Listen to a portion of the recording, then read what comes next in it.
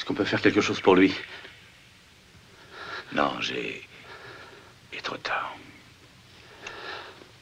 J'ai bien cru qu'il nous tuerait. Il l'aurait fait. Il l'aurait sûrement fait. Qu'est-ce qu'on fait de lui maintenant?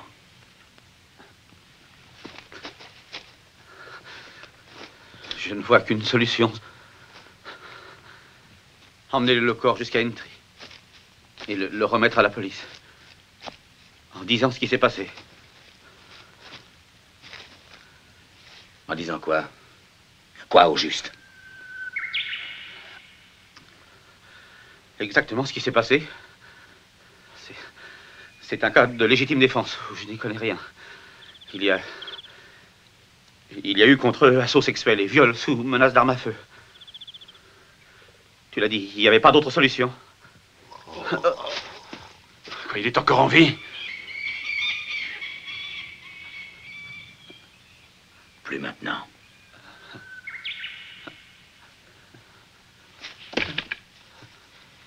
Décidons de la conduite à tenir. Ressaisissez-vous, il ne s'agit pas de perdre le nord. Tony. Ouais. T'as vu ça? Il se passe la même chose dans le film. Ah, t'inquiète, c'est de la merde ce film. J'ai l'impression qu'il y a quelque chose d'important. C'est quand t'as dit il est 9h, c'est ça? C'est ça qui est important? C'est vrai, remarque, 9h c'est assez important comme horaire parce que c'est l'heure d'aller dormir. Remarque, une fois, je me souviens, il était couché vers minuit 10. Pourtant, moi j'étais fatigué après. Oh, j'y passerai des jours, des nuits, des mois s'il le faut. Ah non, de Dieu de bordel de merde. Oh, tu m'en dingue. Tu m'en fous. Oh, je suis fou. Oh, trop ce truc. Oh, ton cul. C'est mon génie. Come on, squeal! Squeal!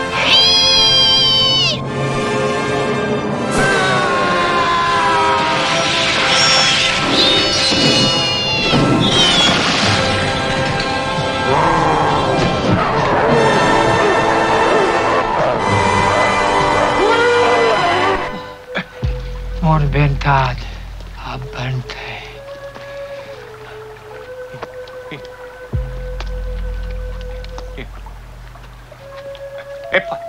Prane, genve bazo quevia, atoiana shepira, dunata afto kogue me voyage. Tome, shad. No quana odanto. Quanen vanta.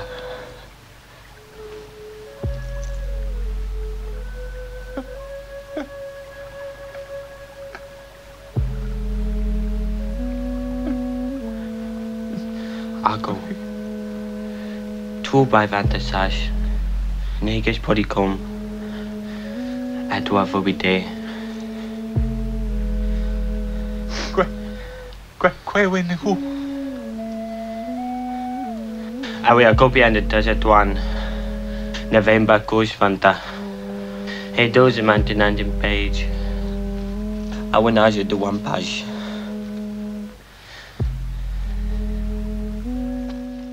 Bonjour et bienvenue, vous écoutez Le Cinéma est mort, l'émission nécrophile de Canal B avec bien entendu le docteur Moreau. Bonjour Antonin. Salut les kids. Une émission toujours confinée bien évidemment, nous reviendrons puisque c'est quand même pas la première émission confinée qu'on fait, hein, ça dure depuis suffisamment longtemps pour qu'on ait pris nos petites habitudes. Nous reviendrons aujourd'hui sur John Borman. Je le fais comme ça un peu brutalement, sans suspense ou quoi que ce soit. Mais c'est vrai que depuis, on n'a pas fêté notre anniversaire d'ailleurs dernièrement, mais depuis 14 ans, je crois. 14 ans 14 ans, c'était notre 14 ans en avril. Tout à fait. Voilà, c'est ça. Hein, pour ça, je le mentionne parce qu'on n'a pas fêté notre anniversaire. On avait prévu un événement au Zénith de Rennes, mais qui a été annulé. Ouais. C'est ça. Normalement, ça devait être énorme et tout a été annulé. Il y avait Phil Collins qui devait venir. Hein. Et Véronique Sanson. C'est ça. Qu'on est que des gens qu'on aime. Malheureusement, on a dû annuler ça, mais depuis toutes ces années, en fait, on n'a jamais fait d'émission consacrée à John Borman, malgré le fait qu'on ait souvent mentionné quelques-uns de ses films, uniquement d'ailleurs. C'est vrai que c'est uniquement une petite poignée de films qu'on a pu mentionner. On va y revenir d'ailleurs. On le fait, cette émission, à l'occasion de la sortie en Blu-ray chez Studio Canal de La Forêt d'Émeraude, son film qui date de 85. Avant même de parler de ce film, on y reviendra, je pense, plus tard dans l'émission. On va revenir justement sur le rapport qu'Antonin peut avoir sur John Borman, puisque c'est ton émission quand même, Antonin. Tu as lu le livre de Michel Simon, Le Grand Ami, c'est l'ami des cinéastes, Michel Simon, hein, tout le monde le sait. L'ami des stars. L'ami des stars. Mais c'est vrai qu'il a eu deux grands potes dans sa vie, Michel Simon, c'est Kubrick. Hein, ils prenaient leur petit déj ensemble. Et puis John Borman, ils sont restés amis jusqu'à ce que Michel Simon meure, malheureusement. Hein. Mais ils sont vraiment potes, et il a écrit un bouquin dans la même collection d'ailleurs que celle de Kubrick. On peut les mettre côte à côte. C'est très émouvant. Mais toi, moi j'ai emballé plein de meufs avec cette bibliothèque de Simon. Ah bah oui. T'es un vrai cinéphile quand t'as lu les bouquins de Michel Simon, de toute façon, hein. Évidemment. Donc, avant de revenir sur La Forêt d'Émeraude, et avant même de revenir sur une petite biographie que je ferai moi-même de John Borman, je voulais laisser la parole à Antonin, qui avait un petit rapport à John Borman. Non, oui, un petit rapport, mais assez important, effectivement. John Borman, c'est un cinéaste qui m'a accompagné pas mal pendant toute l'éclosion de ma cinéphilie, ne serait-ce que par Délivrance, que j'ai dû voir, je sais pas à quel âge, mais en tout cas après 12 ans, j'espère, pour mes parents. Ta découverte de la sexualité se fait via Délivrance. Comme tout le monde, quoi. C'est un vrai dépucelage et en bonne et due forme. Et même des films comme L'Exorciste 2 que j'avais dû découvrir, peut-être même avant L'Exorciste 1, et puis l'Excalibur, effectivement, autant de films en tout cas qui passaient j'ai l'impression régulièrement à la télévision.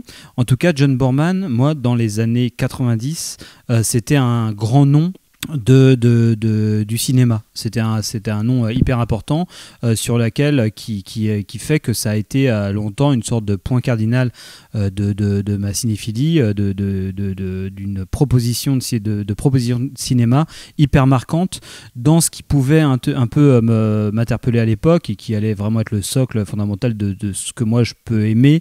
Je n'aime pas que ça, mais principalement ce que je peux aimer, c'est quand même des propositions expérimentales dans des cadres spectaculaire, majoritaire, ce qui permet de caractériser pas complètement Borman, parce qu'on y reviendra, c'est plus compliqué que ça, mais en tout cas le fait que ces films passaient régulièrement à la télé et qu'ils soient autant des propositions esthétiques assez radicales, mais toujours dans des genres assez marqués et assez suffisamment populaires, en tout cas pour avoir droit à des diffusions, des multi-rediffusions à la télé, que ça soit effectivement Excalibur avec le film de chevalerie, ou Délivrance avec un film d'aventure ou western.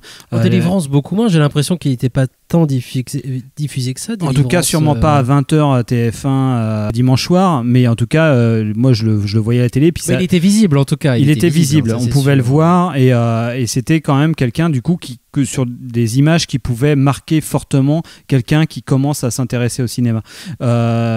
Donc forcément, on reviendra un petit peu là-dessus, mais moi c'est quelqu'un qui m'a vachement accompagné, et forcément c'est pour ce que je disais aussi, c'est quelqu'un qui arrivait à proposer des choses hyper marginales dans un cadre plutôt hyper majoritaire. Moi c'est ça qui me marquait, et j'ai toujours associé John Borman aussi beaucoup à mon amour du cinéma américain. C'est-à-dire quand j'essaie d'expliquer pourquoi j'aime le cinéma américain, c'est ça, c'est qu'on a un cadre hyper majoritaire, et en contrebande derrière il y a des auteurs qui passent des propositions esthétiques plutôt marginales, et John Borman pour moi c'était ça. Effectivement, à redécouvrir ces films maintenant, je tempérerais un petit peu ça pour plus inscrire John Borman dans le cadre d'un cinéma d'auteur davantage européen plutôt qu'un cinéma américain, même si effectivement son impact sur le cinéma américain est hyper important, et l'illustration qu'il a faite de plusieurs formes américaines sont fondamentales pour l'évolution du cinéma américain qui a suivi. Mais par contre j'ai été très content de revoir plein de films de John Borman que je n'avais pas vus depuis longtemps. effectivement, parce que c'est aussi un cinéaste qui, même s'il a pu avoir une rétrospective à la Cinémathèque dernièrement, c'est quand même un cinéaste qui finalement est quand même relativement oublié. Je pense que quiconque s'intéresse un tout petit peu au cinéma connaît Délivrance, mais Délivrance a presque intégré le club des films qui sont dont le titre est plus connu que celui du réalisateur. On pourrait penser à Rambo par exemple. Rambo, tout le monde connaît Rambo, mais personne ne va savoir que c'est réalisé par Ted Kotcheff.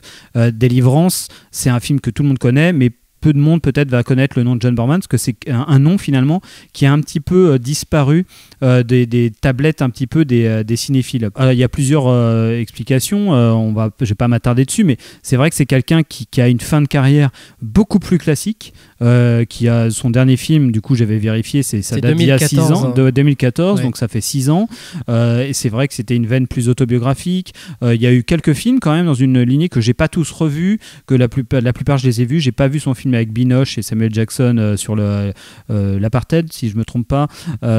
Et ça, j'ai pas vu ça, mais j'ai vu Rangoon il y a longtemps. J'avais vu Le Général, j'avais vu le Taylor of Panama.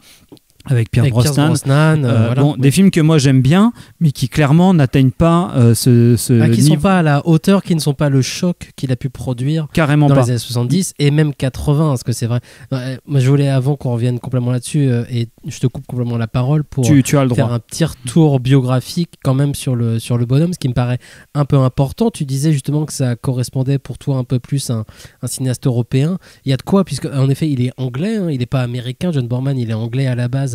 Il démarre, lui, en tant que critique de cinéma, et puis il va faire du documentaire pour la télévision avant de faire une fiction en Angleterre, un truc en noir et blanc, je pense à peu de frais, que je n'ai pas pu voir, comme plusieurs de ses films qui aujourd'hui sont assez peu disponibles. On y reviendra aussi, je pense, plus tard. Un film qui se fait un petit peu remarquer quand même, ce qui lui permet d'aller aux États-Unis et de faire son premier long métrage américain, qui sera le point de non-retour, Point Blank, avec Lee Marvin, adapté de, j'ai déjà oublié son nom. Donald Westlake, mais voilà, merci. Réalisé sous un pseudo, et j'ai oublié le nom du pseudo de Donald Westlake. Voilà, un point de non-retour. On y reviendra peut-être plus tard aussi sur ce film-là, qui est quand même super. C'est un film important, je pense, et qui sera remaké notamment avec Mel Gibson pour Payback. Ça y est, c'est fait. Mais j'ai pas fini de parler de Mel Gibson aujourd'hui, je pense, parce qu'il y a des gros liens entre John Boorman et Mel Gibson. Ce que je voulais dire, c'est que voilà, c'est qu'il est anglais à la base. Il est vraiment anglais, même s'il n'aime pas particulièrement l'Angleterre. D'ailleurs, il va très vite, quand il reviendra des États-Unis, parce que ça lui plaît pas particulièrement Los Angeles ni les États-Unis, même s'il va y rencontrer ses plus grands succès cinématographiques, publics et critiques, puisqu'il enchaînera avec Duel dans le Pacifique, qui est un film merveilleux, qui souffre encore d'une non-édition en France, avec Lee Marvin, Toshiro Mifune, là c'est quasiment muet. Mais... C'est à mon tour de te couper, mais c'est vraiment la preuve de la non-reconnaissance de Boorman, en fait, de son absence, de sa disparition un peu des tablettes des cinéphiles. C'est effectivement l'édition vidéo de ces films. C'est un désastre, en fait. Il y a encore des films qui sont pas du tout disponibles. Moi, il y en a un que j'ai pas vu, c'est Leo the Last, le film qui fait après Point Blank et qui n'est pas disponible. C'est pas après c'est pas plus tard qu'il fait ça. Non, je crois qu'il me semble que c'est après Point Blank, me semble-t-il.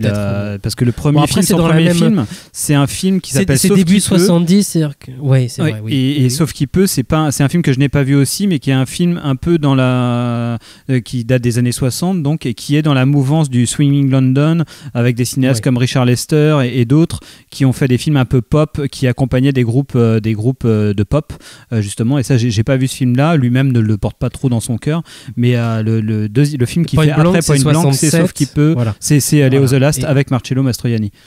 Ouais, c'est ça. Point Blank, c'est 67. Donc Leo the Last, ça serait dans ce truc-là aussi. Et Duel dans le Pacifique, c'est pareil. Et Duel dans le Pacifique, je sais qu'à l'apparition du DVD, on avait le droit à un DVD en version recadrée à plein écran, parce que chier. C'est un gros cinémascope. Le film n'est toujours pas ressorti, me semble-t-il. Alors, il y a une copie disponible à Los Angeles, qui est superbe pour tous ceux que ça intéresse. En plus, l'intérêt de ce film, c'est qu'il n'y a pas besoin de sous-titres, puisqu'il y a quasiment aucun dialogue pendant le film. Duel dans le Pacifique, Hell in the Pacific. Donc je conseille à tout le monde pour aujourd'hui en France, on ne peut pas le voir dans une copie correcte. Il faut aller à Los Angeles pour le voir correctement. Et il y a de très belles copies qui existent, américaines qui existent. Hein. Donc il faut se jeter là-dessus. C'est superbe, Duel dans le Pacifique. Et puis du coup, il enchaînera après Duel dans le Pacifique. Il y a son plus grand succès qui va éclipser, comme tu le disais tout à l'heure, tous les autres et qui pour le coup, lui, a eu le droit à de multiples ressorties sur différents supports, pas toujours de très bonne qualité, semble-t-il. Et c'est Délivrance qui va éclipser un petit peu le reste de sa filmographie. Délivrance, c'est quoi? C'est 71? C'est 72. 72, c'est quand même... Putain, tout ça est un mouchoir, un petit mouchoir. Tous les grands films en 71-72, c'est dingue tout ce qui se passe quand même dans le cinéma américain notamment. Mais voilà, Délivrance va éclipser un petit peu tout ce qu'il va faire même après. Alors même qu'il pourra faire des bons films, mais Délivrance, ça va en fait finalement le plomber, le propulser en tant que grand cinéaste. Et en même temps le plomber complètement puisqu'il n'arrivera jamais à recréer un tel choc, parce que c'est vrai que c'est un choc Délivrance. C'est un choc Délivrance et c'est aussi un film probablement son chef-d'œuvre à mon sens. Mais par contre c'est un film qui est accompli de tous les côtés et qui correspond tout à fait moi à ma grille d'appréciation cinéphile d'un film incroyablement premier degré d'aventure qui fonctionne sur un premier degré d'identification en termes romanesques, en termes de cohérence psychologique et qui en même temps, à bien y regarder, c'est pour ça que c'est un film absolument passionnant, une vraie fable allégorique d'une profondeur philosophique assez inouïe. Mais par contre, on peut très bien finalement passer à côté de ça et voir juste ce qui a créé vraiment la gloire de Délivrance, c'est que c'est presque, non pas le premier, c'est pas le premier slasher, c'est pas vraiment le terme, mais c'est un survival movie qui a quand même grandement contribué à la vogue du film d'horreur qui allait suivre. Il est sorti la même année que La Dernière Maison sur la Gauche de Wes Craven, mais ça fait partie de ces films qui sont des dates hyper importantes pour le cinéma d'horreur américain et d'une relecture critique des grands mythes fondateurs américains qui vont grandement irriguer le cinéma d'horreur des années 70. Il y a un truc, parce que moi je comptais garder mon rapport à John Borman pour plus tard, pour parler justement de La Forêt d'émeraude dont on parlera tout à l'heure. Mais il y a quand même un truc dont je peux parler dans mon rapport à John Boorman et au cinéma qui est un peu particulier, c'est justement par rapport à Délivrance. Il y a deux choses en fait que je voudrais dire par rapport à Délivrance, et pour parler de moi encore une fois, parce que de toute façon dans cette émission, surtout qu'on est confiné, autant en profiter pour parler un peu de nous, ce qu'on fait jamais dans cette émission, hein. Mais la première chose, bien évidemment, c'est ma découverte de Délivrance qui a été beaucoup trop tôt. Et j'ai pas compris ce qui se passait en fait. J'ai pas compris pourquoi tout le monde parlait de quelque chose de choquant ou de dur ou de machin. J'ai pas compris ce qui se passait en fait. J'ai pas compris la grande séquence choc de Délivrance parce que j'étais trop jeune et ça m'a... Je me suis senti extrêmement bête plus tard quand je l'ai revu. Je me suis dit, mais en effet, oui, c'est abominable. Le nombre de sexologues que tu as épuisé pour avoir une vie sexuelle épanouie par la suite. Et c'était terrifiant. Voilà, j'ai vu ça trop tôt.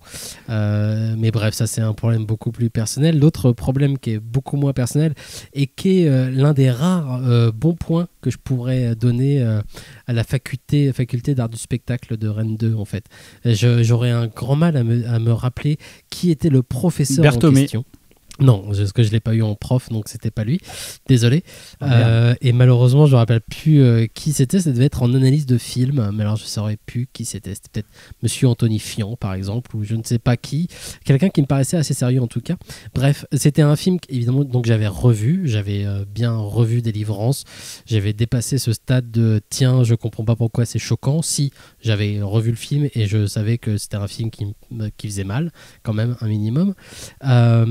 Mais il y avait quand même quelque chose qui me restait mystérieux, et c'est ce qui tient quand même aussi du charme et de la force des films de Boorman, je pense, c'est cette espèce de mystère qui a été un peu délivré par cette analyse de film que j'ai reçue à la fac, un des rares cours auxquels j'ai assisté.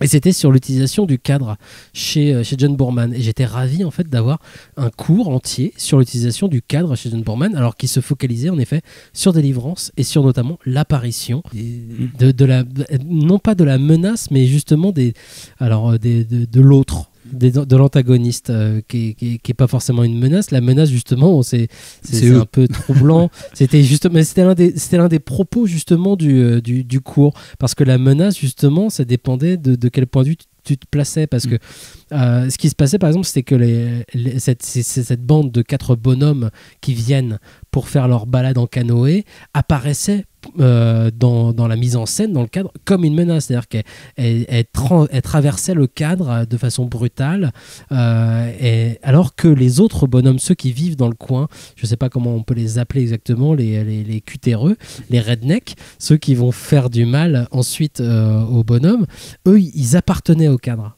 constamment en fait, et ils apparaissaient pas, ils rentraient pas dans le champ ou des choses comme ça. Non, ils appartenaient toujours dans le cadre, au cadre en fait. Et si on les voyait pas tout de suite, c'est parce qu'ils étaient cachés par quelque chose, mais en fait ils étaient déjà dans le cadre, ils étaient juste cachés par un arbre ou autre chose, mais ils étaient là en fait dès le départ. Et tous les autres bonhommes, Burt Reynolds et ses copains, en fait eux pour le coup ils rentraient dans le cadre de façon brutale, ils lui faisaient du mal, et toute la mise en scène était de façon très subtile, parce que c'est vrai que moi, bon après j'étais en effet beaucoup plus jeune.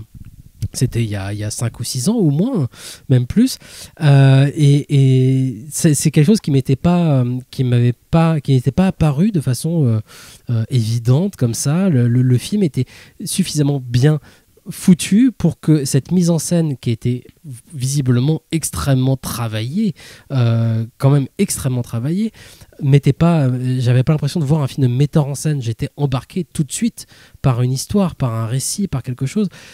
Et en découvrant que c'était à ce point justement méticuleusement étudié et travaillé, cette apparition de tous les personnages dans le cadre pour justement mettre en lien qu'est-ce que c'est la menace, qu'est-ce que c'est le territoire, qu'est-ce que c'est quoi que ce soit, ça m'avait vachement marqué. C'est l'un des rares cours d'analyse de films, de cinéma ou de cinéma en général d'ailleurs, que j'ai pu avoir à la fac, qui m'avait un poil marqué. Non, mais après c'est un film qui est brillant et tout ce que tu dis, ça correspond un petit peu à ce que j'ai essayé d'annoncer sur mon rapport à Boorman. C'est que c'est effectivement un film qui de toute façon a une sorte d'évidence, un récit qui coule tout seul. Enfin, toutes les qualités qu'on peut trouver au cinéma américain, cette fameuse mise en scène invisible, ce fameux récit qui découle de ces personnages, tout ce côté un petit peu séduisant quelque part de la narration psychologique, tout est dans Délivrance. Il y a une dramaturgie qui est hyper efficace dans Délivrance, chose que ne va jamais, non seulement Boorman ne va jamais aboutir à ce niveau-là, et c'est surtout un truc sur lequel son cinéma finalement n'accorde pas beaucoup d'importance à ça, à tout ce qui est de l'ordre d'une dramaturgie plutôt classique. Il est sur une autre dimension, Boorman, dans tous ses autres films. D'où un malentendu, je pense. Les 2 autres films qu'il va faire après, qui sont ancrés assez fortement dans un cinéma américain, ça va être la suite de L'Exorciste et ainsi que Zardoz, sont des films qui sont sur une dimension beaucoup plus philosophique, allégorique, un peu sur le registre de la fable, où tout ce qui est de l'ordre de la cohérence psychologique, de l'incarnation des personnages ne fonctionne pas. Genre Délivrance, il faut plusieurs visions pour se rendre compte qu'on a affaire à une fable, mais de bout en bout, quoi. Enfin, qu'on a affaire à, voilà, on a le personnage de l'artiste, le personnage de l'hédoniste, le personnage du primitiviste survivaliste, et le personnage du common man de Jon Voight, qui a un petit peu entre toutes ses forces, qui va être le personnage principal, hein, qui va être soumis à toutes les différentes façons de voir le monde de tous ces personnages. Mais il faut quand même plusieurs visions pour se rendre compte qu'on a affaire à un récit structuré comme quelque chose de très presque fabulaire, enfin, vraiment presque si jamais le Délivrance n'avait pas eu cet équilibre-là, il aurait pu atteindre cette lourdeur du récit un petit peu édifiant, avec un petit peu à la Fable de La Fontaine, où chaque personnage incarne une sorte de vision de la vie et de façon un petit peu trop forcée, comme on peut le retrouver dans L'Exorciste 2 par exemple, où on a vraiment à faire la foi contre le tenant de la foi contre le tenant de la science, plein d'oppositions purement intellectuelles qui ne s'incarnent jamais vraiment dans des personnages. Délivrance, là, tous les personnages sont complètement incarnés. Mais il y a quelque chose, on n'a pas parlé forcément des livres, mis à part Michel Simon qui était disponible. Moi, il y a un livre que j'ai retrouvé dans ma bibliothèque que j'ai pas lu depuis très longtemps. C'est Rêve prometteur, coup dur, qui était sorti chez Institut Lumière, Actes Sud, c'était en 93, et c'est une reproduction d'un journal qu'il a tenu pendant l'année 91. Je fais une grosse parenthèse, mais c'est un bouquin qui est vraiment génial, donc je le conseille à tout le monde, qui est encore trouvable, je crois, qui était extrait en fait d'une revue que John Boorman a créée avec un autre bonhomme dont j'ai malheureusement oublié le nom, qui s'appelait Projection, qui regroupait plein d'entretiens avec des cinéastes qui parlaient de cinéma et de films. Malheureusement, il y a uniquement cette portion-là qui a été traduite à ce jour, alors qu'il y a 6 numéros au moins de projection avec beaucoup d'entretiens. Là, c'est vraiment le journal de Boorman pendant 1 an. Mais il y a un truc qui ressort énormément, et ça rejoint, je pense, ce que tu dis. Il y a un refus du naturalisme chez Boorman, en fait. C'est quelque chose sur lequel il revient constamment. Là, on a le journal sur une année entière. Il est en train d'essayer il ressort d'un échec, Where the Earth Is, un film de 90, une espèce de comédie dramatique avec plein de personnages que tout le monde a oublié aujourd'hui et qui est très difficile à trouver d'ailleurs aujourd'hui. Et il essaye de relancer un projet alors que Hollywood a changé, alors qu'il plante des arbres. J'en reparlerai aussi de ça, mais il y a un truc qui revient sur toute l'année, sur tout son journal, c'est son refus du naturalisme, et il en parle par rapport à ses films précédents, tous ces films qui ont même eu de grands succès, et notamment Délivrance, mais comme d'ailleurs aussi Point Blank par exemple, ou Excalibur, ou La Forêt d'Emeraude. C'est pour lui un refus. Il trouve le naturalisme grotesque. Il a envie d'autre chose dans le cinéma. Il a envie de montrer cette espèce de magie en fait qui se passe, ce rêve, ce lien entre le cinéma et le rêve en fait. Il est jungien à 200%, le bonhomme. Il est parti d'ailleurs à beaucoup de conférences. C'est un truc qui l'intéresse particulièrement, et ce bouquin est intéressant aussi parce que ça apparaît au moment où la BBC lui demande de faire un autoportrait, un documentaire autoportrait de lui en fait.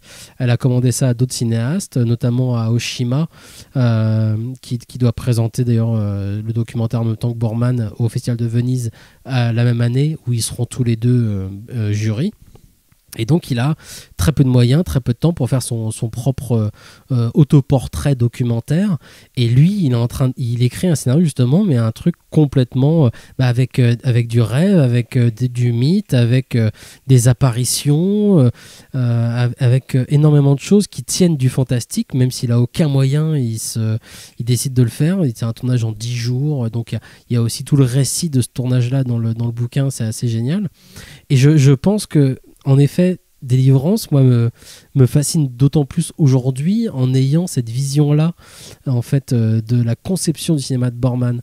Quand on voit Délivrance, comme tu le disais, on est face quand même à... On a presque du quotidien des bonhommes sur la rivière, alors qu'en effet, on est dans la fable. On n'a pas un pied dans l'onirisme, et loin de là. Ouais, mais complètement. Et je pense que ça fait partie un peu du malentendu, je pense, parce que Délivrance, c'est effectivement une date hyper importante dans le cinéma américain des années 70, et qui est très réputée aussi pour un recours aux effets de réel beaucoup plus fort. Il s'agissait de déconstruire des grandes idéologies ou des grands mythes qui reposaient beaucoup sur une imagerie justement antinaturaliste, et il y a eu une grande ligne de force esthétique dans le cinéma de ces années-là, c'est d'avoir recours justement à davantage de naturalisme. Alors, on ne parle pas d'un naturalisme à la Ken Loach, mais de quelque chose qui soit plus proche du réel, dans une optique plutôt démythificatrice, de complètement de détruire les mythes. Et c'est vrai que c'est quelque chose qui, dans le cinéma des années 70, il y avait ça. Il fallait démythifier un maximum l'idéologie dans laquelle baignaient les films qui se faisaient. Délivrance. Et confronter le mythe à un réalisme, justement, mais sans rentrer dans le naturalisme, mais confronter les deux. Je pense que c'est quelque chose qui se fait énormément et que lui va faire énormément. Bien sûr qu'il va faire ça, mais par contre, lui, le mythe, pour lui, a une importance absolument fondamentale. Et c'est la différence, peut-être, avec beaucoup de cinéastes de ces années-là. C'est pour ça que Délivrance, pour le coup, il est très ancré dans les années 70 pour plein de choses, parce qu'il y a un rapport plutôt... déjà, je prendrais qu'un point, hein, c'est la photographie de Vilmos Zsigmond qui est vraiment un des apports esthétiques majeurs au cinéma américain des années 70. Cette photo très... prise sur le vif, très granuleuse, très rêche, avec une très grande corporalité, présence des corps très fortes, et puis un rapport très vivant aux éléments, mais pas, qui est à l'inverse, on va dire, d'un Technicolor. Oui. Voilà, c'est Vilmos Zsigmond qui fait Délivrance. Il a bossé aussi pour Altman, il a bossé pour Spielberg, il a bossé pour d'autres. On exploite la lumière naturelle déjà. Et on exploite, voilà, on est vraiment au plus proche de ce qui existe, du réel, quoi. Mais sauf que voilà, il y a ce côté-là chez Borman, il y a une volonté, et on le sait, c'est un des très très grands cinéastes aventuriers qui a fait des tournages absolument improbables, et La Forêt d'Émeraude, quand on en parlera, voilà, ça en fait partie, mais Délivrance, qui est son film jumeau négatif, c'est l'était également. C'est des cinéastes qui sont allés au contact vraiment avec des conditions extrêmes, des conditions extrêmes de lieux de tournage et de conditions de tournage, où on ne faisait pas l'économie de tout ce qui pouvait arriver de l'extérieur, quoi, vraiment du réel. Et du coup, ça l'a intégré un peu Borman dans ce courant de cinéma-là, alors que ce qui intéresse Borman fondamentalement, c'est effectivement tout ce qui est de l'ordre de la mythologie, mais au sens des structures, des structures très profondes qui gouvernent un petit peu les êtres de façon générale. Je pense que voilà, si on peut trouver une constante dans ces films, c'est un petit peu ça, c'est chercher un petit peu le monde caché. On a affaire qu'à des gens qui vont avoir affaire aux règles d'un monde caché qui vont devoir traverser et puis en ressortir un petit peu changé ou pas. Mais voilà, il y a cette volonté d'aller chercher derrière une apparence, derrière le visuel, derrière toute la surface de la pellicule, de mettre tout à l'image, mais de vouloir toujours capter les forces un petit peu, non pas obscures, mais les forces souterraines qui vont cachées, gouverner tout ça. Et ça, c'est vraiment une de ces constantes de tous ces films. Avant qu'on passe justement à La Forêt d'Émeraude, est-ce que tu voudrais pas revenir un petit peu sur notamment Zardoz et puis L'Exorciste 2? Moi, c'est des films que j'aime beaucoup. Enfin, Zardoz un peu moins. Disons que je l'ai découvert en fait Zardoz cette avec semaine. Sean Connery, on connaît beaucoup Zardoz, les images de Zardoz, parce que c'est l'image de Sean Connery avec une queue de cheval et un grand slip rouge. Et il est souvent présenté comme un nanar, presque. Comme un nanar, en fait, qui a mis le pied dans le grotesque. Ce que fait souvent Borman, quand même, c'est vrai qu'il est sur la corde raide régulièrement. Borman, hein, dans son cinéma, a cherché justement cet invisible, ou en tout cas ce mystique presque, dans une forme de naturalisme. Non pas de naturalisme, mais en tout cas, mais de réalisme. Et Zardoz, pour le coup, on a beaucoup d'images en tête de Sean Connery en slip. Hein. Ouais, d'ailleurs, c'était la couverture du film de François Forestier, enfin du bouquin de François Forestier, Les 1001 nanars, si je me rappelle bien. Mais moi, j'avais jamais trop voulu voir ce film parce que voilà, c'est vraiment très rédhibitoire de voir un film avec Sean Connery, le torse très poilu, qui se balade en slip rouge avec des bretelles ou je sais plus quoi. C'est pas possible. Et je l'ai découvert cette semaine. Et effectivement, c'est un film qui est très ingrat et tout comme qui a à peu près des défauts très similaires avec L'Exorciste 2. Et comme je te disais hors antenne, moi, L'Exorciste 2, c'est un film qui clairement n'est pas réussi, qui fait partie donc du coup des deux échecs qu'a pu connaître Borman suite à son énorme succès de Délivrance, et qui l'ont un petit coup peu sur coup, ce qui fait du mal. Hein, ce qui fait du mal. Dans le cas du cinéma américain, on dit souvent tu ne vaux que ce que ton dernier film a fait. Là, quand tu fais deux films qui font rien ou qui surtout subissent l'opprobre des critiques, parce qu'il y a eu vraiment une grosse vague de moqueries sur ces deux films-là, qui, pour L'Exorciste 2, succédait à un des plus grands succès pour l'époque, le film de Friedkin. Mais moi, particulièrement L'Exorciste 2, j'ai une vraie admiration pour ce film. Je pense même que les meilleures scènes de L'Exorciste 2 sont meilleures que les meilleures scènes de L'Exorciste 1, sauf que voilà, L'Exorciste 1 est beaucoup plus cohérent. L'Exorciste 2 souffre de quelque chose qui sera relativement récurrent chez Borman, c'est que c'est justement cet aspect très non pas didactique mais très littéraire. En tout cas, il y a une vraie, pour le dire, essayer de le dire relativement simplement, chez Borman, il y a une ambition absolument démesurée, celle qu'on a un petit peu effleuré du doigt, de dire que voilà, c'est quelqu'un qui veut vraiment parler des forces mythologiques qui nous gouvernent, des forces magiques qui nous gouvernent, qui veut vraiment faire un cinéma très cosmogonique, qui veut vraiment intégrer toutes les formes de puissance, qu'elles soient souterraines ou très émergées, toutes les idéologies, toutes les forces magiques. Il veut parler de tout ça, et dans l'hérétique, c'est-à-dire L'Exorciste 2 ou Zardoz, cette ambition philosophique, cette ambition cosmogonique, elle est là, elle est passionnante. La Zardoz, c'est un traité, c'est une sorte de relecture du Magicien d'Oz, mais sous l'angle une réflexion sur l'immortalité et des forces des rapports à la religion, des rapports à l'adulation et compagnie. Très très très très ambitieux au niveau dans sa fable, sauf que c'est à aucun moment incarné. Le personnage de Sean Connery, c'est juste un mec avec un slip rouge. À aucun moment on ne ressent vraiment une émotion de type primaire avec le personnage, contrairement à ce que je disais pour Délivrance, où d'un coup tous les personnages existent au premier abord et non pas au deuxième, troisième, quatrième degré. Là, dans Zardoz, ça ne marche pas. Et dans l'hérétique, c'est aussi ça. Il y a un récit au premier degré qui nous paraît très didactique, mais sauf qu'il y a des moments, je sais que les scènes de l'attaque des grillons, toutes les scènes qui se passent en Afrique dans L'Exorciste 2 sont juste... ça fait partie des moments de cinéma, moi, les plus sidérants que j'ai vus de ma vie. Moi, je me rappelle que quand j'ai vu ça, j'étais sous le choc. C'est du niveau de l'attaque des grillons dans La Moisson du ciel de Terrence Malick, qui est un cinéaste qu'on peut un peu rapprocher de Borman, pour son rapport complètement très animiste, ou très, très fort en tout cas, avec l'élément naturel, et un rapport aussi très fort à des forces... pas religieuses, mais des forces, on va dire, non pas occultes, le mot va m'échapper, mais je pense que vous saisissez un peu l'idée. Mais il y a quelque chose de mystique chez Borman. Ouais, très, très mystique, mais en tout cas, par contre, les films, clairement, sont des... on ne peut pas dire autrement que c'est des échecs esthétiques, dans le sens où ils ne sont pas accomplis. Mais pour le coup, dans le moment où ils arrivent à atteindre le degré d'intensité, et justement, lui, il revient beaucoup là-dessus dans ses différents écrits Borman. Lui, il a toujours voulu atteindre ce moment où le cinéma atteignait ce moment transcendantal. Il prenait parfois David Lean, par exemple, dont on parlera prochainement, comme exemple, où d'un coup, tu filmais quelque chose et tu le filmais avec une intensité incroyable, et que en même temps tu arrivais à filmer ce qu'il y avait derrière, donc l'invisible. Tu arrivais à filmer le visible avec une intensité incroyable, et tu filmais l'invisible en même temps.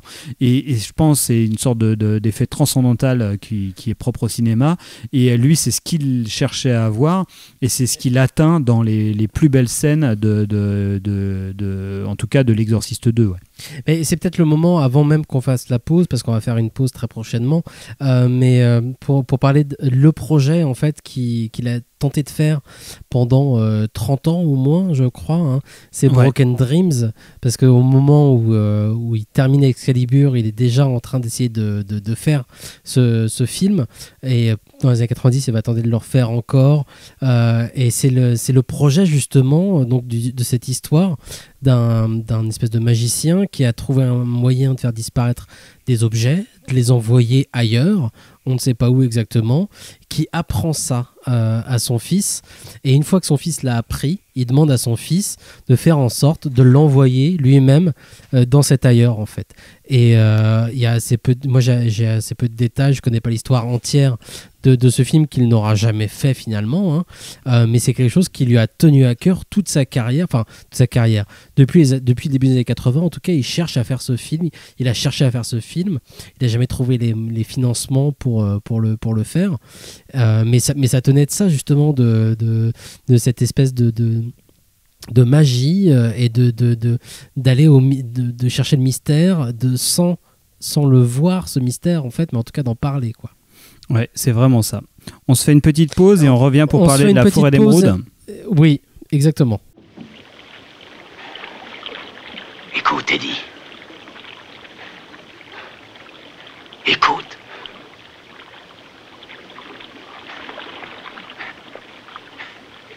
Tu l'entends?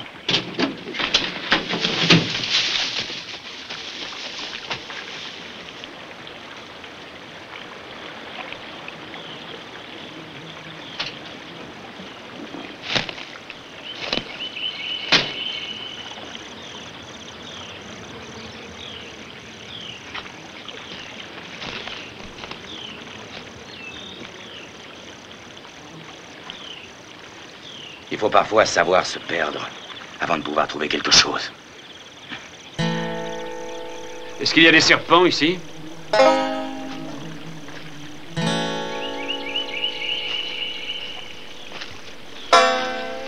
C'est la rivière.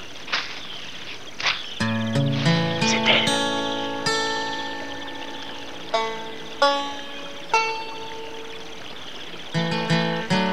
Elle est jolie. Très jolie. Dans moins de 2 mois, elle aura disparu. Même pas jusqu'ici. Depuis Entry jusqu'au bout.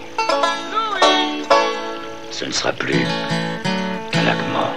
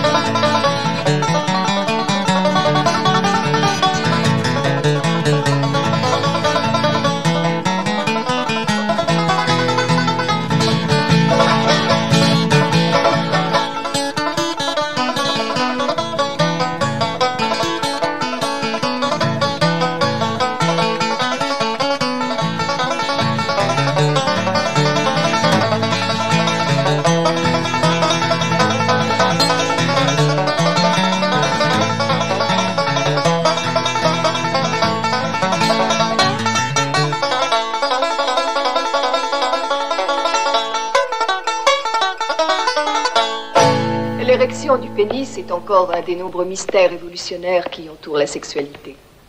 Toute société a eu une sous-culture plus ou moins élaborée, consacrée aux stimulations érotiques. Mais on n'a pas encore pu déterminer comment ceci pouvait devenir cela. Bien entendu, nous connaissons le processus physique, mais pas la relation entre le stimulus et la réaction. Il semble qu'il y ait un rapport avec la violence, avec la peur. Beaucoup de pendus ont une érection en mourant. Vous êtes tous plus ou moins au courant des longues recherches que nous avons faites à ce sujet. La sexualité a décliné peu à peu parce que nous n'avions plus besoin de procréer. Les éternels constatèrent bientôt qu'il leur était impossible d'avoir une érection. Et nous ne sommes plus les victimes de cet acte convulsif et violent qui avilissait les femmes et révélait la bestialité des hommes. Cette brute, comme les autres primates qui mènent une vie dénuée de conscience, est capable d'érection spontanée et réflexive. Et puisque Maeve veut étudier cette créature, tentons de déterminer la relation qui peut exister entre la stimulation et l'érection. Cette expérience va nous permettre de mesurer l'autostimulation érotique du cortex qui provoque l'érection. Image. On a pu entendre à l'instant un extrait justement du Zardoz, le fameux Zardoz dont parlait Antonin. Et puis ce morceau extrêmement connu de Délivrance. Et d'ailleurs, je cherchais du coup le nom du compositeur, enfin de l'arrangeur de ce morceau, qui vient juste de nous quitter à l'âge de 80 ans, passé Eric Westberg, je crois, quelque chose comme ça. Donc ce morceau extrêmement connu du Link Banjos.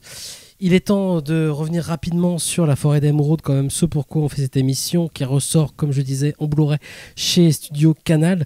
Et j'avais quand même un peu envie de revenir sur moi, mon rapport, justement, comme toi tu l'as pu faire, t'as pu le faire, Antonin, en début d'émission, à John Boorman, puisque La Forêt d'Émeraude, c'est comme ça que moi j'ai découvert John Boorman quand j'étais enfant.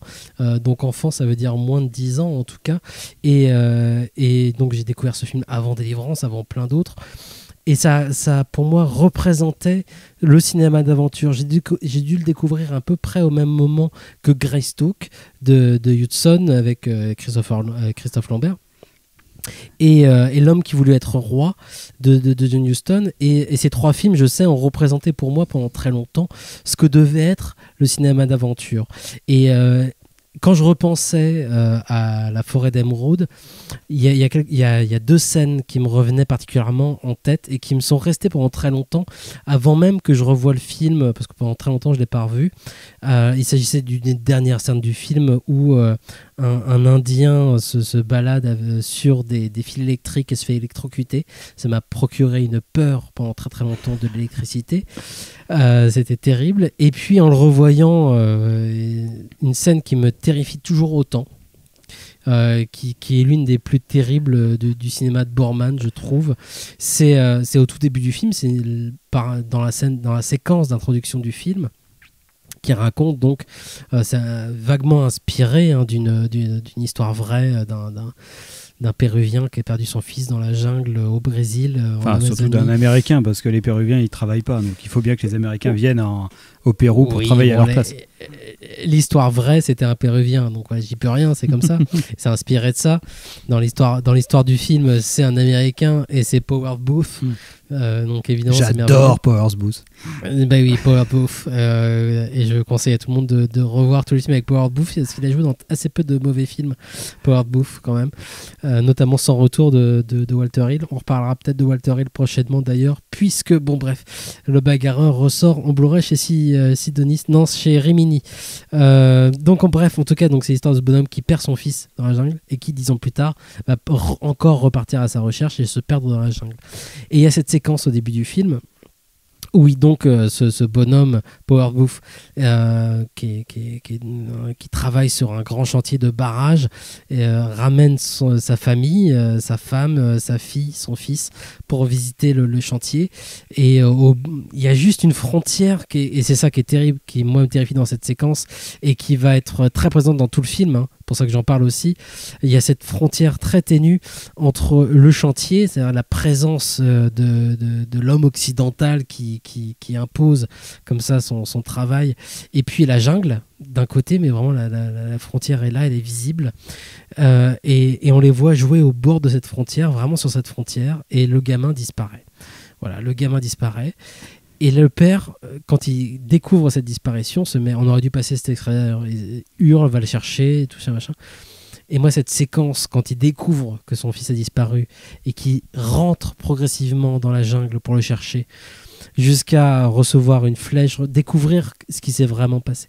Moi, cette séquence m'a profondément terrorisé, en fait, quand j'étais enfant.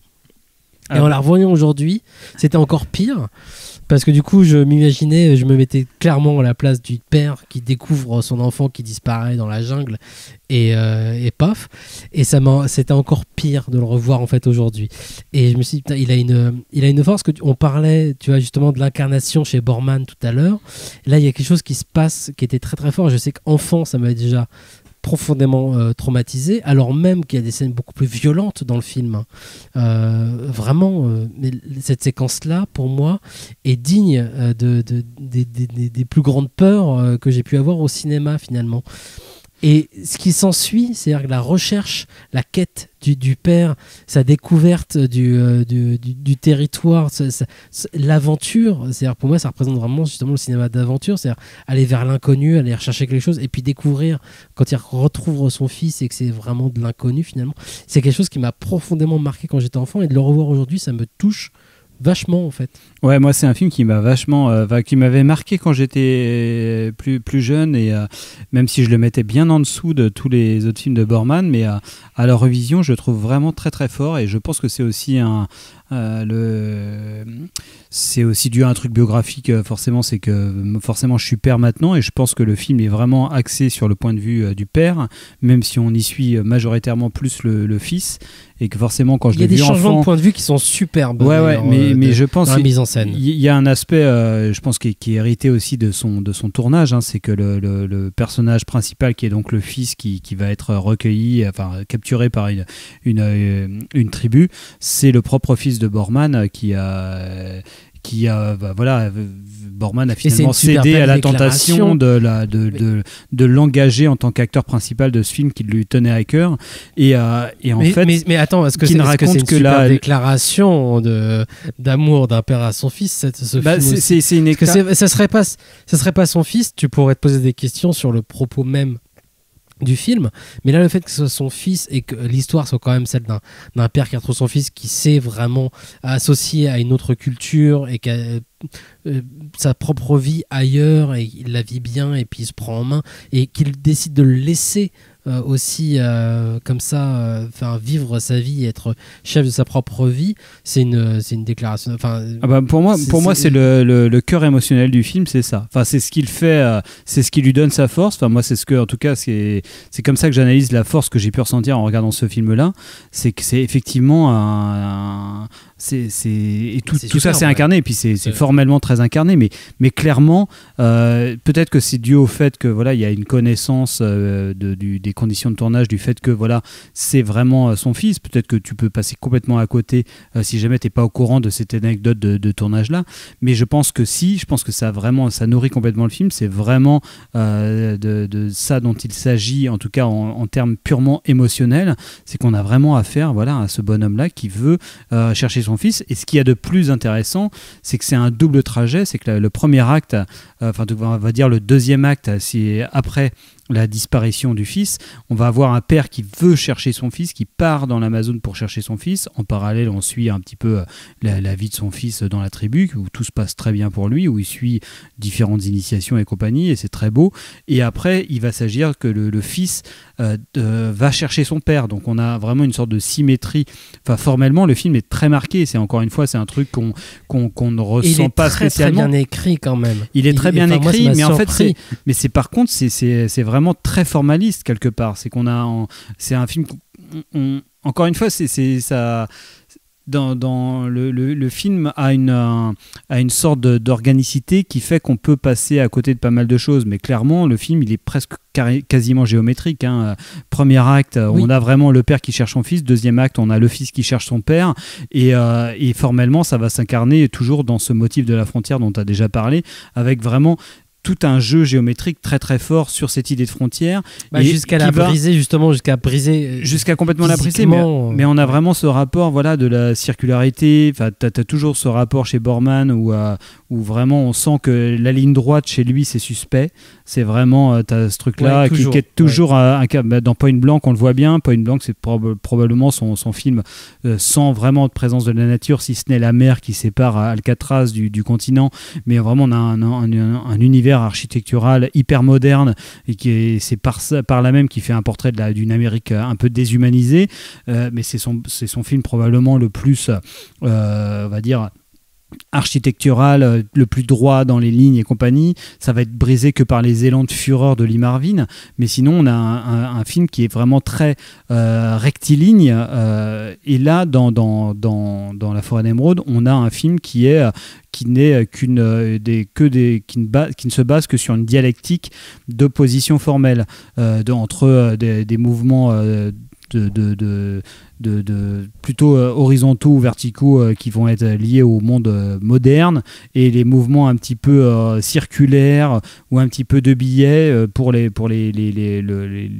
tribus les plus primitives. Et tout le film va faire son sel de toute cette opposition formelle. Et j'insiste aussi sur le point que c'est une dialectique, parce que chez Borman, en fait, il y a vraiment une dialectique au sens où c'est pas une opposition vraiment bébête entre le modernisme, le côté déshumanisant de quelque chose, contre un secret perdu d'une vie primitive. Chez Malick, ce que peuvent penser certains personnages peuvent le penser dans ses films, mais justement dans sa mise en scène, il fait en sorte de brouiller justement tout ça. C'est important, parce que c'est vrai que dans La Forêt d'Émeraude, tu peux avoir cette impression-là, en fait, de cette opposition vraiment manichéenne. En fait, entre la jungle qui serait un espace de liberté et puis de savoir, et puis de l'autre côté la déforestation justement perpétuée par les humains, par les occidentaux, je sais pas quoi, par les Américains en l'occurrence, pour créer un espace, on ne sait pas pourquoi d'ailleurs, et c'est vrai que ça démarre avec cette frontière visible, visuelle, et il va démonter tout ça. Et quand on rentre dans la jungle justement, et quand on voit les oppositions entre tribus, il te démonte aussi toutes les appréhensions que tu peux avoir sur les personnages et sur la conception géographique que tu peux avoir du film lui-même. Ouais, complètement. Et je pense que c'est un film qui est plutôt riche. Je pense que clairement, il est du côté des tribus très frontalement. Il veut vraiment clairement nous montrer, un peu comme dans Excalibur, comme le discours de Merlin dans Excalibur, que voilà, il y a un secret perdu de l'humanité. Il y a une absence de contact de l'humanité avec le cosmos. Mais je suis pas d'accord avec ça, parce que du coup, il te montre plusieurs tribus justement pour éviter ce sujet-là. Hein. Oui, mais pour éviter ce problème-là, il te montre plusieurs tribus. Et l'une d'entre elles, justement, est juste prête à absorber tout ce que proposent les Occidentaux pour se marier à ça. Hein. Bien sûr, mais après, dans une pure logique belliqueuse, quoi. En fait, il y a clairement la tribu plutôt pacifiste des invisibles contre la tribu des féroces. Mais il y a plein de faiblesses. D'un strict point de vue dramaturgique, pour moi, il y a des faiblesses, en fait. Il y a des faiblesses des facilités, des facilités. Voilà, il y a clairement, c'est pas un film absolument parfait. Ça atteint pas le degré justement d'osmose que peut avoir Délivrance. Clairement, c'est un film qui prend parti complètement. On est presque dans le militantisme. Le film d'ailleurs a été l'arme d'un militantisme qui est tout à fait juste, hein, d'ailleurs, mais qui atténue un petit peu la puissance de son propos.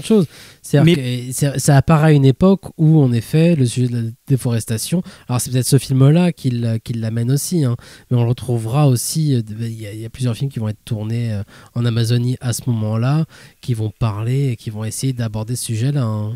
Mais je pense, en termes de puissance, j'ai envie de dire d'acuité, de complexité de la peinture de tout ce fonctionnement tribal de ces tribus-là, on est loin de Malick, par exemple. Enfin, il est sur un registre différent de Malick, parce que c'est vrai que c'est l'autre cinéaste, le cinéaste avec lequel on peut le comparer, ça serait lui, parce que il n'y en a pas beaucoup en fait des cinéastes américains et même mondiaux qui ont attaché une importance aussi grande à un mode de vie, un mode de relation plus cosmogonique en rapport vraiment avec l'environnement. Je ne saurais pas, j'ai pas vraiment le vocabulaire pour parler de ça très précisément, mais Excalibur ne parle que de ça. On passera un extrait pour clore cette émission qui ne parle que de ça, cette sorte de rupture qu'il y a pu avoir avec l'environnement global. Il y en a pas, il y en a très peu. Malick parle de ça sous un angle très chrétien, on va dire. Il y a vraiment cette idée chez Malick du paradis perdu, de Adam et Ève chassés du paradis perdu, de l'Éden. Chez Borman, je pense que c'est pas du tout ça. Il y a pas du tout cette idée de l'individu, de l'homme chassé de l'Éden pour une faute primordiale. Il y a une vision d'un mode de vie plus très très proche de l'environnement, très soudé à l'environnement, qui est beaucoup plus complexe que chez Malick, qui est dans une vision.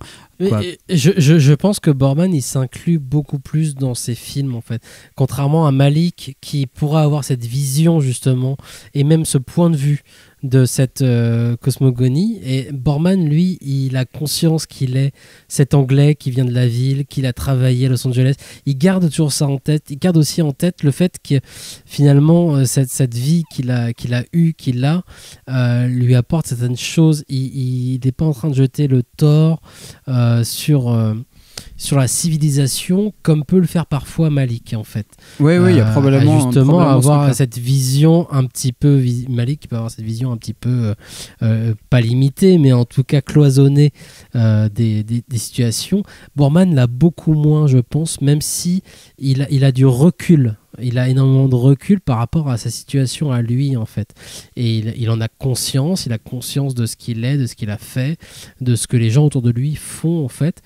Mais contrairement à Malick en effet, je pense qu'il a pas, il essaye pas de prendre complètement ce parti de entre guillemets la nature face à l'homme. Mais c'est ce qui est amusant. C'est quelque chose qu'il y avait déjà dans. C'est quelque chose qu'il y avait déjà dans Délivrance. Ouais, mais ce qui est marrant, c'est que c'est vraiment deux films jumeaux, en fait, quoi. Il y a d'ailleurs des scènes, il y a d'ailleurs un aspect, je pense que c'est très volontaire de sa part, mais il y a des répliques qui sont similaires d'un film à l'autre, quoi. Enfin, dans la première scène de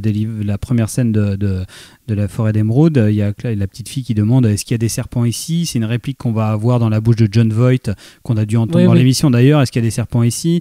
On va avoir à un moment le même plan d'un serpent qui se balade dans une rivière. On n'est pas revenu assez là-dessus parce que c'est fondamental dans son cinéma, c'est qu'il y a un rapport à l'eau qui est incroyable chez Borman. Mais parce que c'est la source du mystère aussi. C'est vraiment quelque chose qui est fondamental chez lui. Il faut voir le mystère, mais sans essayer de voir le mystère. Ça reste du mystère, mais voilà, c'est quelque chose qu'on retrouve dans tous ses films. Bien sûr. L'eau, de toute façon, la rivière, le lac, c'est dans tous ses films. C'est pour lui quelque chose de fondamental, qui est hérité d'une expérience de noyade qu'il a pu avoir, mais il y a quelque chose de fondamental chez lui. La source de la vie aussi. Voilà. Et en fait, il y a les deux plans similaires, donc cette fameuse réplique du serpent et puis ce plan du serpent dans l'eau, qui est forcément très connoté, qu'on va retrouver dans la forêt d'émeraude et dans Délivrance, où vraiment les personnages s'arrêtent pour regarder un serpent évoluer dans l'eau. Et c'est autant Délivrance qui est forcément, on a pu le dire un petit peu, qui était une sorte qu'on pourrait résumer comme une sorte de critique fondamentale du rapport de l'idéologie américaine à la nature, où dans l'Amérique, la nature, dans l'idéologie américaine, la nature est régénératrice, va permettre de purger l'individu des corruptions de la société. Et effectivement, Délivrance, on pourrait le résumer comme Délivrance, un film un petit peu pour dire que la nature est maléfique, et en fait la forêt d'émeraude, on pourrait dire l'inverse. On pourrait dire la forêt d'émeraude vient dire en fait la forêt, la nature est bénéfique. Mais encore une fois, que ça soit dans le cas de la forêt d'émeraude ou Délivrance, c'est beaucoup plus complexe que ça, et il y a toujours cette force dialectique qui va s'opérer, qui va faire qu'il y a plein de choses qui vont venir complexifier cette donnée-là. On n'est pas dans un pur manichéisme. Il est temps malheureusement de se quitter, à moins que tu aies envie, Antonin, de rajouter quelque chose à ce propos. Pour pas me complexifier plus le montage, je vais m'abstenir. La forêt d'émeraude vient de ressortir en Blu-ray chez Studio Canal. Il est malheureusement aussi l'occasion de répéter qu'il y a beaucoup de films de John Boorman qui sont toujours indisponibles. Et je pense à tout ce qu'il a fait depuis les années 80, hors de la forêt d'émeraude, qui manque gravement, je pense, pour pouvoir voir l'intérêt, tout ce qu'il peut y avoir autour. Et puis même sa revue Projection, encore une fois, qui pourrait être traduite, même si je répète que un extrait Rêve prometteur, coup dur est sorti chez Institut Lumière Actes Sud, et c'est vraiment un livre génial. C'est son journal sur toute une année 91. Et il revient, il a fait beaucoup de critiques de films et c'est vraiment génial. Il y a quand même pas mal de choses disponibles en termes éditoriaux, parce qu'il y a aussi du coup, la biographie de Boorman qui s'appelle Aventure et qui est parue chez Marest, ainsi qu'un roman de John Boorman que je suis en train de lire et qui est plutôt pas mal pour ce que j'en ai lu, qui s'appelle Tapis écarlate, toujours chez Marest. Et moi je suis pas du tout cimentien, je suis pas vraiment fan de Michel Ciment du tout, je n'ai même pas trop d'affection pour son Kubrick, mais par contre le bouquin qu'il a consacré à Boorman, il est vraiment assez très très fort. Je sais pas, je pense qu'il y a aussi le fait que Boorman est quelqu'un qui, moi je lui reprocherais beaucoup le fait qu'il est très toujours à vouloir convoquer des grands auteurs par recours de citation pour essayer d'ennoblir de force les cinéastes auxquels il s'intéresse. Mais chez Boorman, qui est un cinéaste très lettré, très, très cultivé et manipulant beaucoup de références et beaucoup d'un domaine philosophique que je ne maîtrise pas, là du coup dans son bouquin sur Boorman, je trouve ça très très éclairant et j'ai eu beaucoup de plaisir à relire ça. Et c'est ressorti en édition complète chez Vendémiaire. Voilà, et puis donc John Boorman vient de réécrire un livre, Conclusion, en anglais. Peut-être qu'un de ces jours, on le retrouvera traduit chez nous aussi. Il est temps de se quitter. Peu d'annonces sur les actualités, sur les sorties de la semaine ou sur des choses de ce genre, bien évidemment. Nous sommes encore confinés chez nous. Merci malgré tout à vous de nous avoir écoutés, Vous pouvez nous retrouver bien évidemment sur le site de Canal B en podcast, sur les réseaux sociaux et sur le YouTube du Cinéma est mort. Merci Antonin d'avoir participé encore une fois à cette émission. À très bientôt. Je me suis donné beaucoup de mal. Oui, j'en doute pas. On se quitte avec un extrait de Excalibur, comme tu le disais tout à l'heure. Et puis on se retrouve très bientôt. Merci à vous. À bientôt. Merci. Des bisous.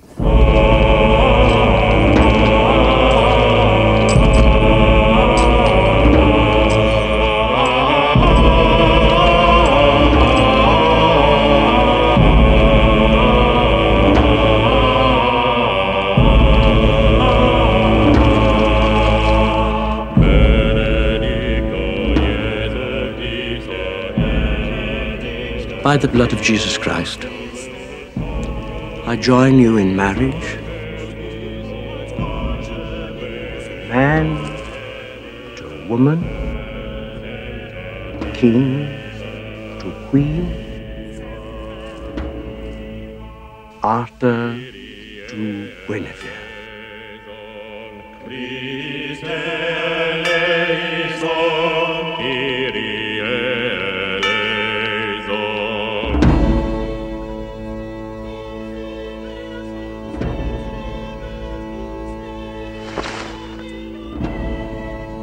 Don't you know me, Lord Merlin? Morgana of Cornwall.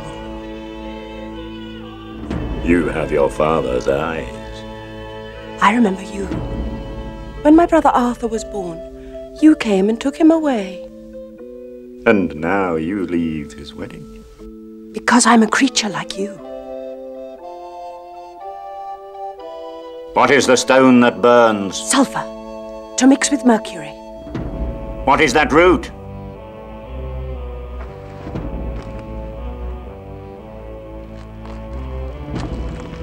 Mandrake. The essence of it can prolong the act of love. And if too much is taken? Pain and death. That's it. Ooh, you do know something of the art.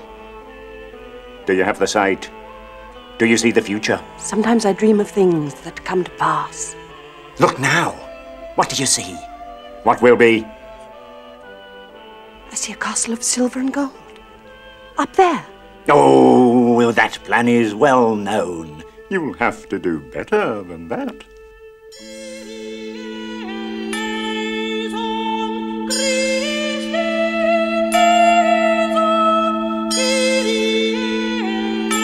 It's a lonely way, you know, the way of the necromancer. Yes, to know too much. Lacrimae mundi, the tears of the world. But the power, the joy. Moments, fleeting moments. I can ease your loneliness. Let me help you. Teach me. Ah, the days of our kind are numbered. The one god comes to drive out the many gods. The spirits of wood and stream grow silent. It's the way of things. Yes. It's a time for men and their way.